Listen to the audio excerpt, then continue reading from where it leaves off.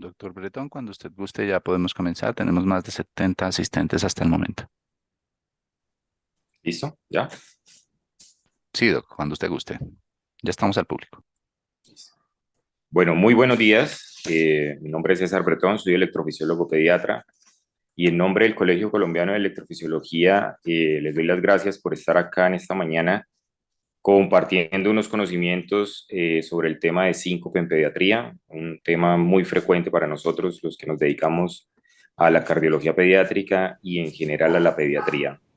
Eh, para mí, pues, es un honor contar con todos los ponentes de esta mañana. Les agradezco enormemente. Y bueno, no siendo más, vamos a empezar con la primera ponencia que está a cargo de la doctora Ana María Rivera Ramos.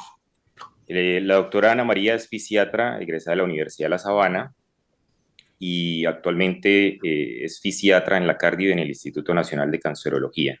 La doctora Ana María nos va a dar una charla que se titula Aspectos importantes de la rehabilitación cardiovascular en el síncope.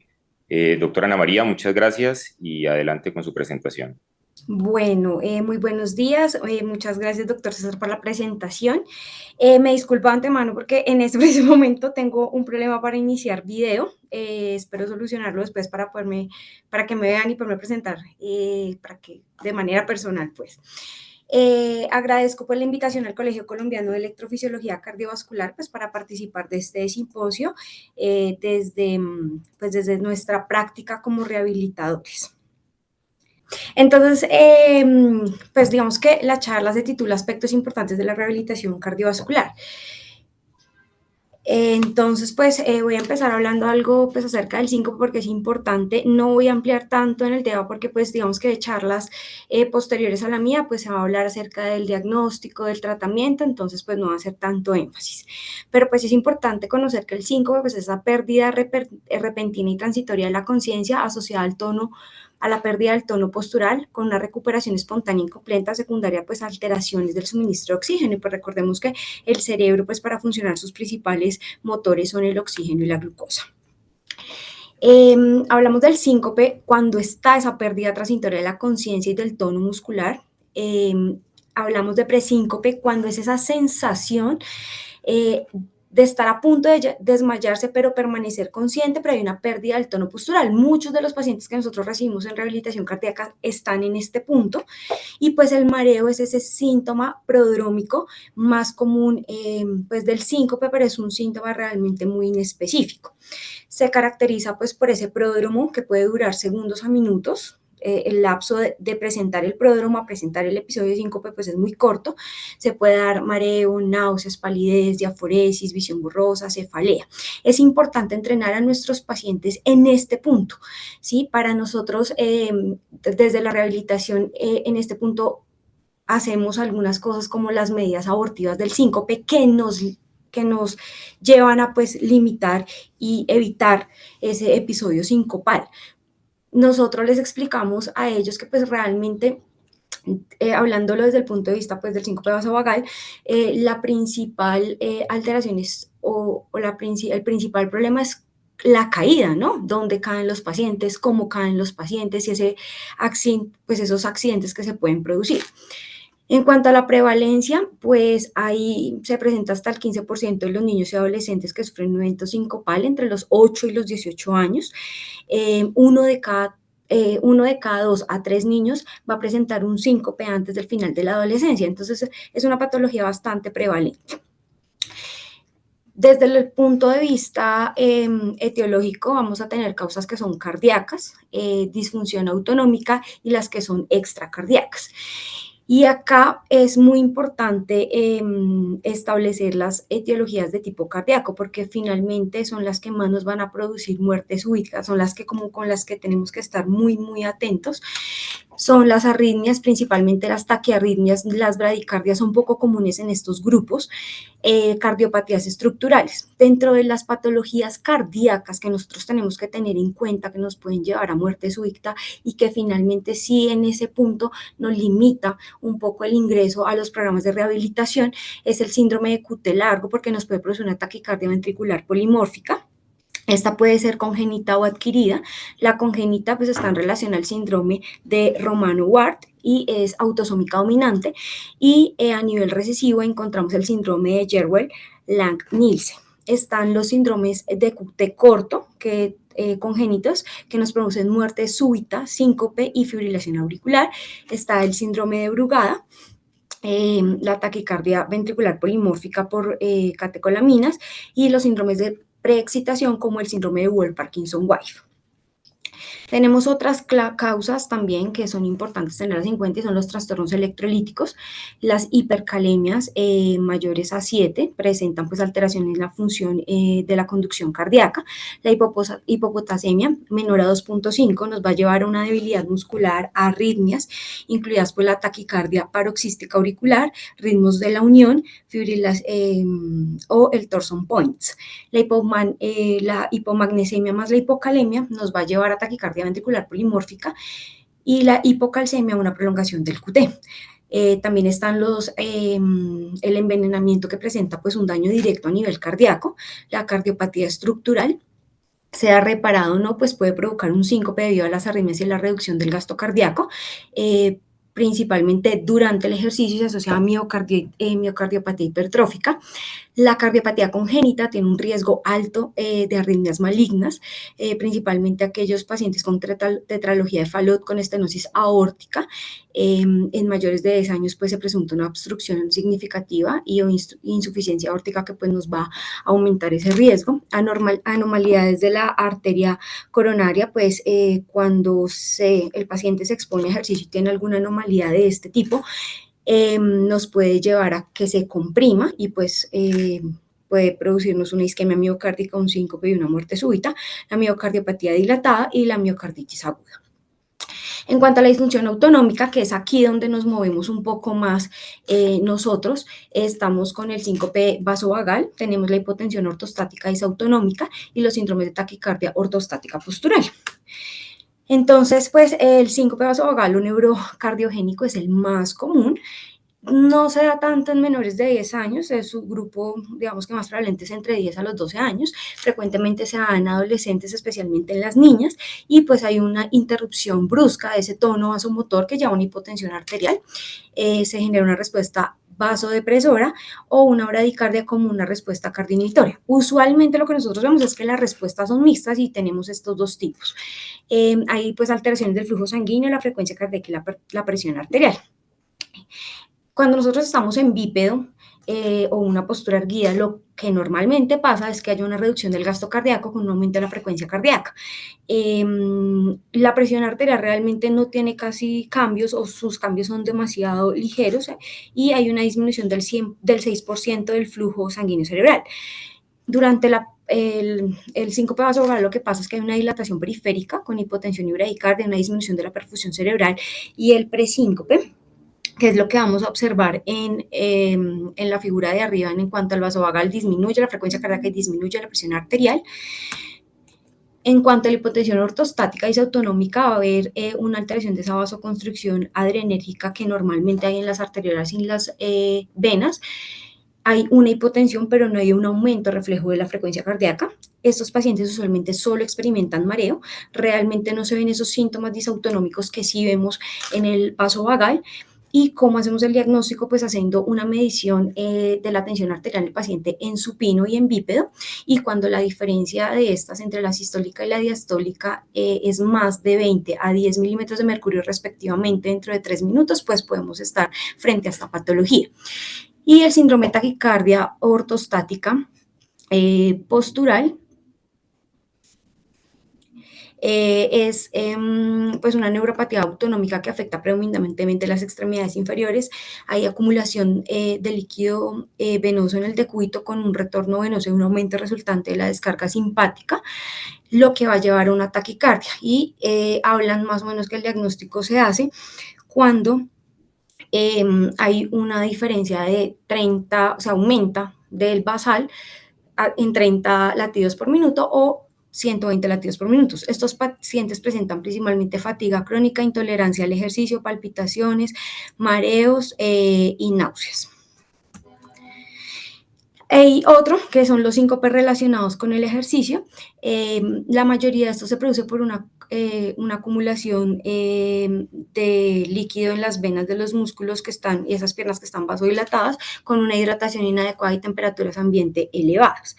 Y el síncope situacional o reflejo es el que se presenta con la tos o la micción. Entre las causas no cardíacas, o hablamos de las causas neurológicas, vamos a encontrar epilepsia, que es de pronto una de las entidades que más tenemos que tener en cuenta, ¿no? Pero pues digamos que cuando se da esta patología, pues el paciente va a presentar alteraciones o movimientos tónico-clónicos, va a tener un posictal, va a tener un aura, síndromes migrañosos, trastornos de somatización o de síntomas neurológicos, y aquí entran los trastornos conversivos, la hiperventilación. Entonces, ¿nosotros qué tenemos que hacer? Tenemos que identificar realmente si estamos frente a un síncope y empezar a mirar en cuál de estas causas o etiologías lo vamos a meter. Entonces, preguntamos al paciente, ¿la pérdida del conocimiento ha sido completa? Si ha sido la pérdida del conocimiento brusca o de corta duración, si ha tenido una recuperación espontánea completa que no tenga secuelas y si ha existido una pérdida del tono postural. Dentro de la anamnesis es supremamente importante identificar cuáles son esas causas que realmente pueden hacer que este paciente pueda morir o tenga una muerte súbita. Entonces, hay que prestar cierta atención a ciertos puntos. Antecedentes familiares de muerte súbita inexplicada, dentro de las cuales están pues, los síndromes de Brugada, las canalopatías y la miocardiopatía hipertrófica, las cirugías cardíacas y que hayan trastornos del ritmo, aparición del síncope durante el ejercicio, aparición en medios acuáticos, que haya sido precedido de palpitaciones o un dolor torácico y que tengamos alteraciones o anomalías en el electrocardiograma. Esto nos hace prender alarmas y decimos, ok, aquí ya toca entrar a hacer un poco más de estudios y hacer un poco más cuidadoso. Dentro de la exploración física realmente pues se hace una evaluación neurológica, cardiovascular, pues de nuestro paciente. Entonces los síntomas asociados frecuentemente son la palpitación. Entonces cuando hay palpitación o la frecuencia cardíaca está acelerada, pensamos en arritmias o taquicardia. Con el dolor torácico podemos pensar en isquemia miocárdica por alteraciones obstructivas. Cuando hay hormigueo o entumecimiento de las extremidades, pues puede haber una hiperventilación, que también es una causa. Las náuseas, la diaforesis, los cambios visuales o las cefaleas nos hablan más del síncope vasovagal. La duración sincopal realmente es inferior a 1 minuto, y pues sus mecanismos son ortostáticos. No voy a entrar en detalle, solamente una pincelada de las pruebas diagnósticas que podemos hacer, porque pues vamos a tener una charla en el desarrollo del simposio enfocada a esto. Entonces vamos a hacer electrocardiograma, podemos hacer un Holter, el eco pues para mirar la estructuralidad del corazón y descartar cardiopatías congénitas, hipertensión pulmonar, miocardiopatías, y para verificar pues el estado de las cardiopatías congénitas que ya llevamos a cirugía. La prueba de esfuerzo principalmente la hacemos cuando pues presentamos un síncope durante el ejercicio. El TIL test pues confirma que sea de origen vasovagal, y pues evaluar la eficacia del tratamiento, y el electroencefalograma pues si estamos frente a una sospecha neurológica. Como lo ven, pues digamos que somos varios los papeles que jugamos desde diferentes especialidades. Este es nuestro servicio de rehabilitación cardíaca en la Fundación Cardioinfantil. Realmente cuando empecé a hacer la búsqueda bibliográfica para los niños y patologías cardiovasculares, realmente no tenemos mucha evidencia, no tenemos protocolos tan establecidos como los tenemos en los adultos. Entonces, pues aquí nos toca empezar a hacer algunos ajustes y es lo que nosotros hacemos desde nuestra práctica.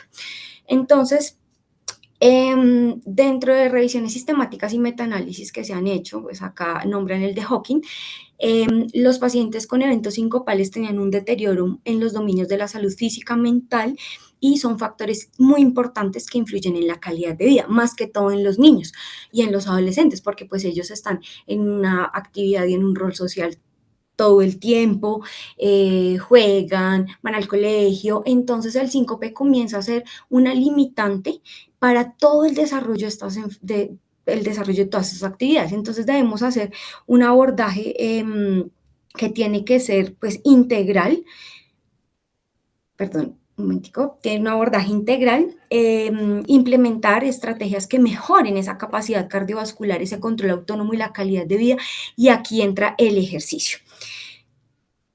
Entonces, es importante tener en cuenta que hay ansiedad, miedo, estrés, principalmente en los pacientes que ya han tenido episodios sincopales. Y pues esto afecta realmente la capacidad del individuo para participar plenamente en sus actividades, tanto de la vida diaria como en sus actividades básicas. ¿Qué es lo primero que yo tengo que hacer como rehabilitador? Y pues digamos que siempre lo que he sido un poco enfática en la charla es descartar qué causas me ponen en riesgo la vida. ¿Por qué? Pues porque si no han sido tratadas, pues realmente no podemos entrar a un programa de rehabilitación donde podemos pues generar un daño mayor. Cuando nosotros estamos en estos programas, pues buscamos la mayor seguridad posible para nuestros pacientes. Entonces hay que evaluar conjunto con cardiología, con electrofisiología, con neurología, cuál es el momento más adecuado para que este paciente entre a un programa de rehabilitación. Y ahí pues pienso, ¿no? Si estamos frente al síncope cardíaco, si estamos frente al no cardíaco o el neurogénico. Y nosotros utilizamos la estrategia FIT para, digamos que, prescribir el ejercicio. El ejercicio actualmente se considera como un medicamento y debe ser prescrito en frecuencia, en intensidad, en tipo de ejercicio. Eso no es como vaya y haga ejercicio. No, yo tengo que indicarle a mi paciente cómo lo debe hacer. Entonces, pues es fundamental. Algo que para nosotros también es pilar de la rehabilitación de síncope y de los pacientes con patología cardiovascular es la educación, no solamente al paciente, sino a su entorno. Para un papá, pues también es muy angustiante ver un episodio sincopal donde ve que su hijo pierde la conciencia, es una situación bastante estresante. Entonces, hay que educar frente a qué es la patología en términos que ellos entiendan. ¿Listo? Entonces, pues esto se vuelve fundamental. El ejercicio aeróbico regular de intensidad moderada, nosotros siempre manejamos como de leve a moderada, nos ayuda a aumentar el volumen de sangre, aumentar la masa muscular en las extremidades inferiores que nos ayudan a mejorar el retorno venoso. La evidencia ha demostrado que un programa regular de ejercicio con actividad aeróbica y ejercicio de resistencia, que son dos cosas diferentes, aumenta la sensibilidad del vasoreceptor arterial en comparación a los tratamientos farmacológicos. Entonces hay una mejoría del tono vasomotor, hay mejor tolerancia ortostática, se reduce la frecuencia de los episodios sincopales, ayuda a regular las respuestas autonómicas y pues el fortalecimiento de la musculatura de miembros inferiores con uso de resistencia de peso y isométricos, pues nos ayuda a mejorar el retorno venoso. Entonces, pues el ejercicio y la contracción muscular pueden ser efectivos en la regulación de la presión arterial y la respuesta vagal. Hay una reeducación del reflejo vagal, nosotros lo hacemos por medio de respiración profunda, ejercicios de relajación, que es lo que nos va a llevar a una disminución de esa hiperactividad vagal en el episodio de estrés o los cambios posturales. Esta es una guía que les traigo. Esta es para pacientes con patología con patología cardíaca, pero a nivel congénito. Esta guía es bastante reciente, es del 2024. Es muy bonita. Aquí, pues, digamos que intervinieron diferentes especialidades, cardiología, fisiatría está orgullosamente dentro de esta guía y es para evaluar la rehabilitación cardiorrespiratoria en pacientes pediátricos con enfermedades congénitas. Entonces, lo que se buscaba era reunir como unos conceptos claros, mirar la evidencia relevante actual y unificar criterios para poder hacer una prescripción segura del ejercicio en estos pacientes. Se basaron en 3 pilares, digamos que 3 puntos esenciales se evaluaron: la realización de la evaluación inicial integral para estratificación del riesgo, establecer cuáles son los límites de seguridad para minimizar los efectos adversos y detectar el impacto positivo al finalizar los programas o el programa de rehabilitación. Los criterios de inclusión fueron pacientes entre los 6 y los 21 años con enfermedad coronaria, en espera de un trasplante de corazón o en seguimiento de trasplante, frecuencias cardíacas disminuidas, un estado clínico estable con un ritmo cardíaco y hemodinámico estable, sin signos de descompensación ni exacerbaciones, que el médico pues tratante nos diera el aval para poder hacer estas pruebas a nivel o esta rehabilitación cardiorrespiratoria y pues un consentimiento informado con preaprobación pues de los tutores. Los criterios de exclusión fueron aquellos que no podían realizar un seguimiento instruccional, falta de motivación por parte de los pacientes o los tutores, condiciones inflamatorias agudas o infecciosas y pues retiros o no consentimientos informados. Entonces, se hizo una prescripción en base al FIT, los invito a revisar pues en más detalle esta guía. Las sesiones incluían de 2 a 6 niños, de 2 a 3 veces a la semana durante 12 semanas. Cada sesión tenía una duración de entre 15 a 60 minutos, todo bajo la supervisión de un profesional. La rehabilitación se enfocaba en función del desarrollo puberal y familiar con ejercicios realizados más que la edad, el sexo y el tamaño corporal. Entonces, en cuanto a la prescripción del entrenamiento para una sesión de rehabilitación cardiorrespiratoria, se realizó fisioterapia respiratoria 10 minutos 5 veces a la semana. Se hicieron al menos 2 series de 30 repeticiones 5 veces a la semana, con una frecuencia respiratoria entre 12 a 16 respiraciones por minuto. Se hacía ejercicios de calentamiento y fortalecimiento muscular 20 minutos durante 3 semanas. ¿Como cuáles? Esos ejercicios de fortalecimiento, sentadillas, saltos, flexiones, planchas dinámicas, planchas estáticas, laterales, ¿sí? Todo para trabajar como todo el core abdominal y todo el core. Se aumentaban las series según la capacidad de 3 series de 8 a 12 repeticiones, se descansaban 60 segundos entre las series para que pues se modulara un poquito más la presión arterial, la frecuencia cardíaca, y no se realizaban maniobras de valsalva durante el entrenamiento, pues porque había una disminución del consumo de oxígeno y pues puede haber un síncope. Se hacía posteriormente, entonces lo primero calentamiento y fortalecimiento, posteriormente pasamos a la actividad aeróbica durante 20 minutos 3 veces a la semana, con una intensidad baja y se iba progresando generalmente a las 8 a las 10 semanas posteriores del entrenamiento. Y ya la final es una fase siempre de enfriamiento y estiramiento de 5 a 10 minutos, en donde lo que buscamos es volver a nuestro estado basal en cuanto a signos vitales, presión arterial y frecuencia cardíaca.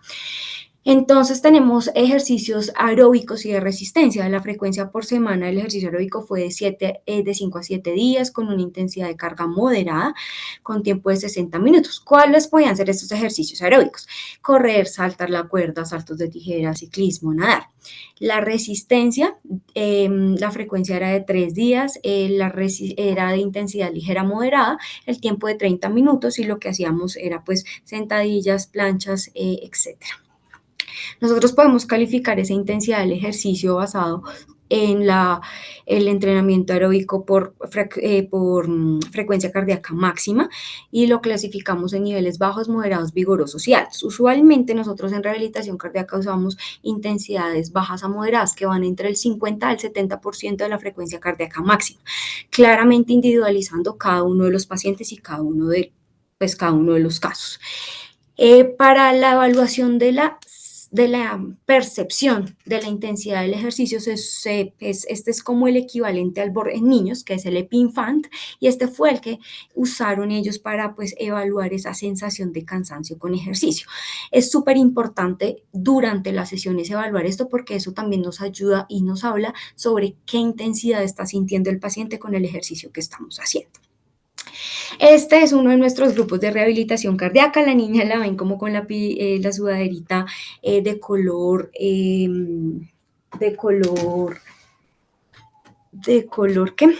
verdecito.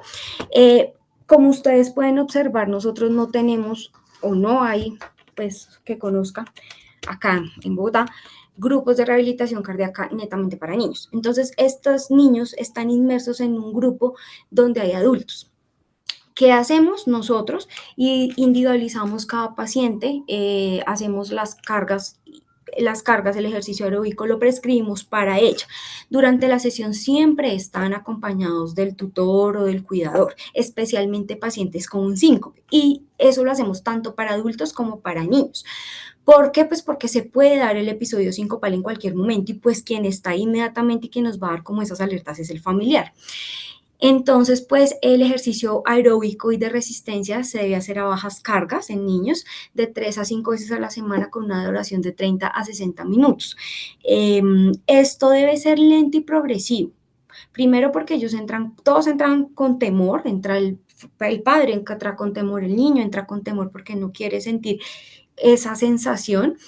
Entonces debe ser lento, debe ser progresivo, siempre nosotros estamos brindando el apoyo y usamos esta escala que ustedes ven abajo. No usamos el EPINFAM porque no lo tenemos, o sea, no es algo que usemos comúnmente, pero usamos esta escala de Borg que también por medio de dibujos ellos ya saben y ellos nos dan la sensación de cansancio. Nosotros les explicamos qué es lo que buscamos con el BOR y cómo es esa sensación que nos debe escribir para poder catalogarlos y así también manejar la intensidad. Hay otra cosa importante que es el Tilling Train o el entrenamiento de inclinación. Son estas tablas que ustedes ven como ahí paralelas de color café y nos ayuda a entrenar a los pacientes con síncope vasovagal. Lo que buscamos es exponer al paciente a cambios controlados de posición, alternando entre estar de pie. Estas son para estar de pie, pero hay otras que son como unas camillas que uno las puede ir subiendo y va cambiando de posición. De cúbito supino lo va cambiando progresivamente, lo va angulando y uno puede brindarle la angulación, pero pues estas no las tenemos en la cardio, tenemos estas.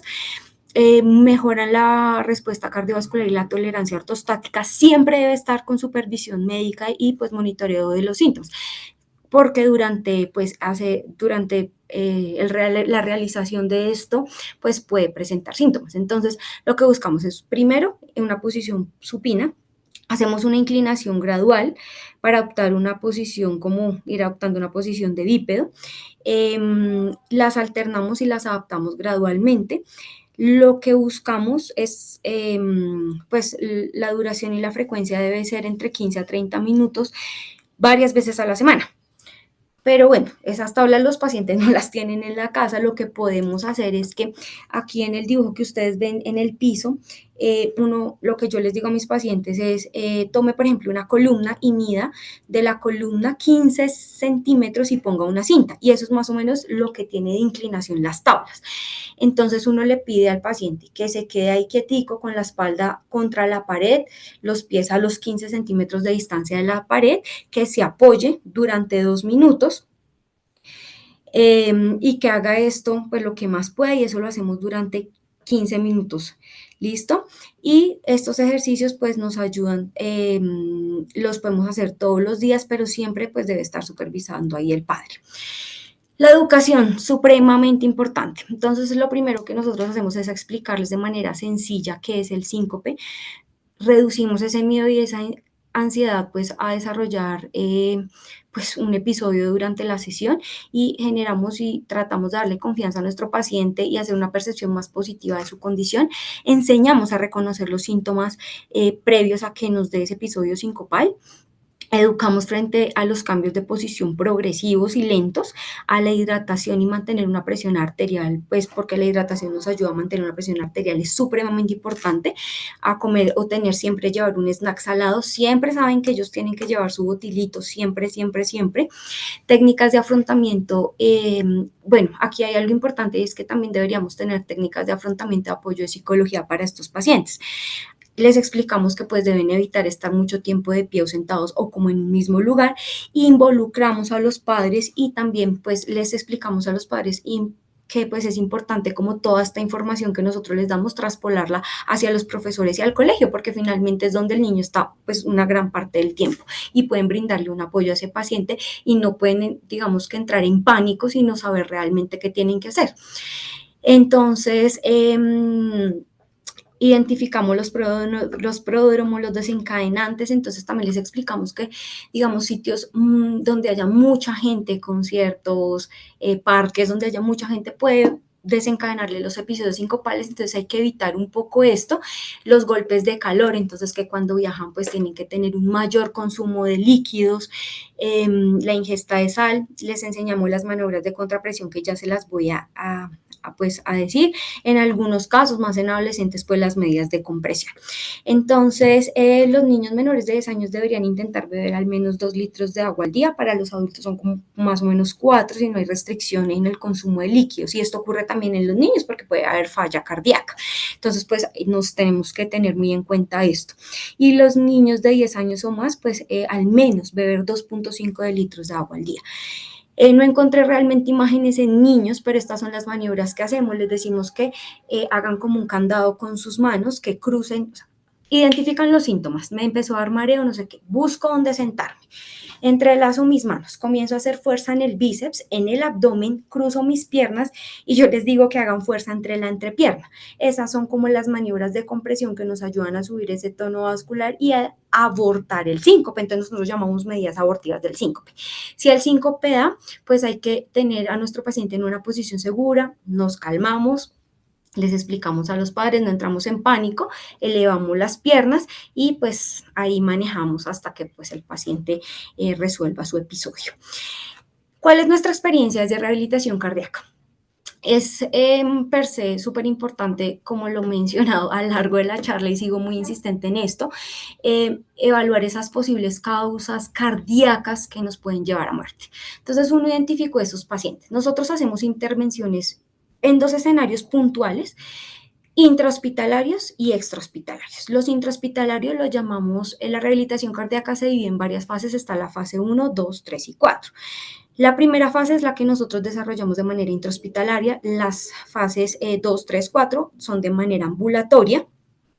Entre la fase 1, nosotros lo que hacemos es, ingresa este paciente, ¿cierto?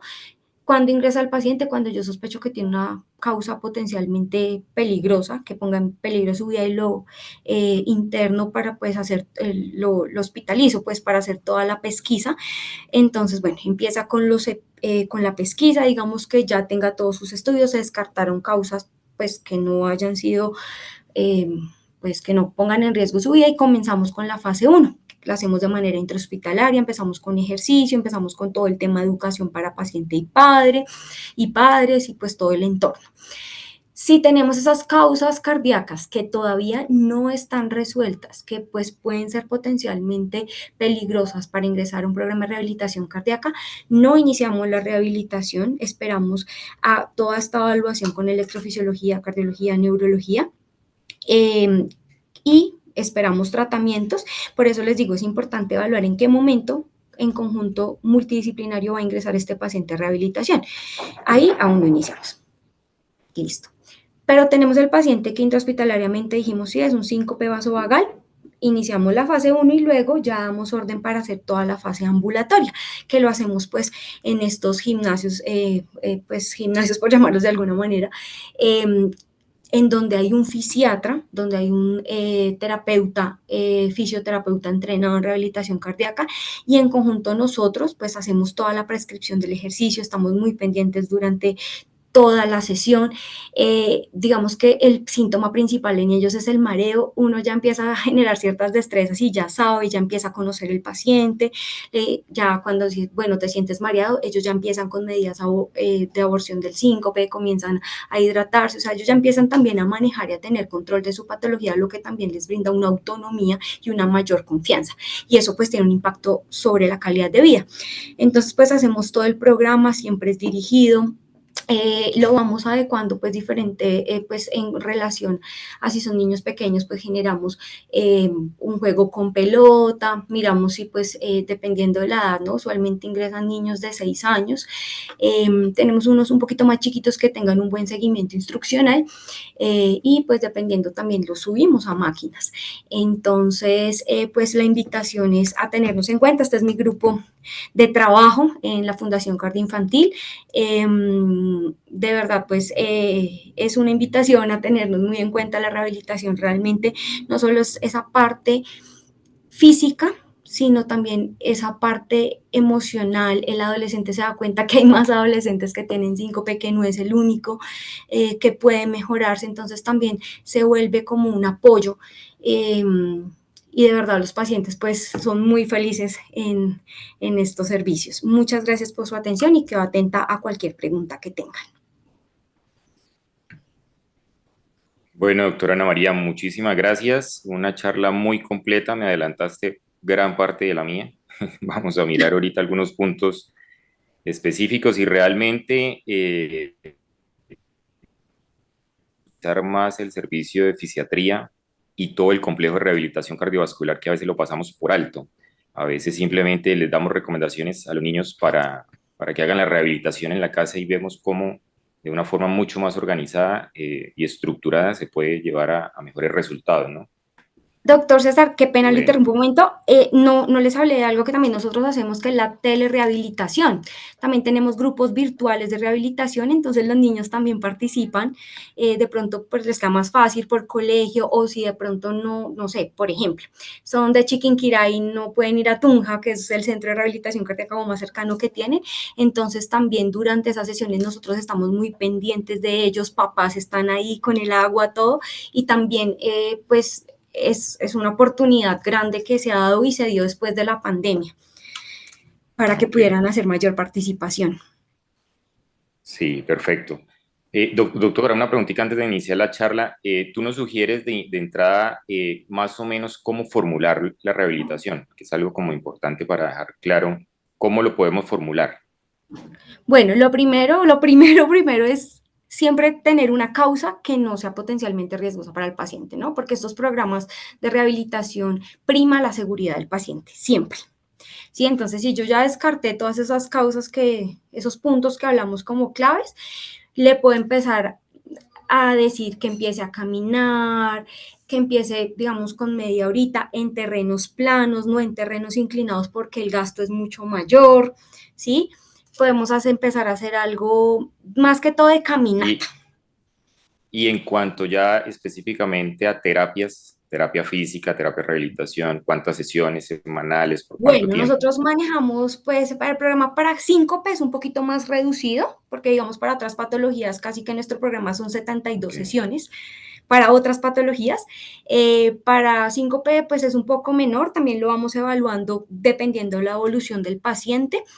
Y para iniciar, realmente, si ya tenemos toda la certeza que es vasovagal, tenemos un ecocardiograma bien, un Holter bien, no tenemos sospecha de enfermedad isquémica, ni cardiopatías congénitas, ni nada, realmente iniciamos tempranamente. O sea, los pueden derivar sin Ok. ningún inconveniente con previos estudios. Hace poco tuvimos el caso de una niña que tenía un síncope versus una pseudocrisis, una chica como de 17 años. Me llegó a mí como segundo día de rehabilitación, pero empezó a hacer como unos movimientos tónicos, clónicos, todo el tiempo. O sea, cada me lo hacía, o sea, le iba a tomar los signos y me los hizo frecuentemente. Entonces, por ejemplo, ahí donde no tenemos un diagnóstico tan claro, pues es un riesgo, por ejemplo, subir en una máquina, en una bicicleta, porque pues puede pasar de todo. Además que no tenemos un Claro. diagnóstico tan claro. Entonces, por eso es supremamente importante tener el diagnóstico claro y descartar Ok. otras cosas que realmente sí pueden ponerlos en riesgo. Bueno, Y doctora, los muchísimas invito a mirar gracias. esta guía. Esta guía es muy bonita, la hicieron hace muy poco, pues desde el 2024, para que, muy invitados para que la revisen. Muy bonita. De cardiopatías congénitas, esta sí no es de síncope, porque Ok, realmente para síncope no hay como un protocolo establecido en ok. niños. En adultos sí, pero en niños no.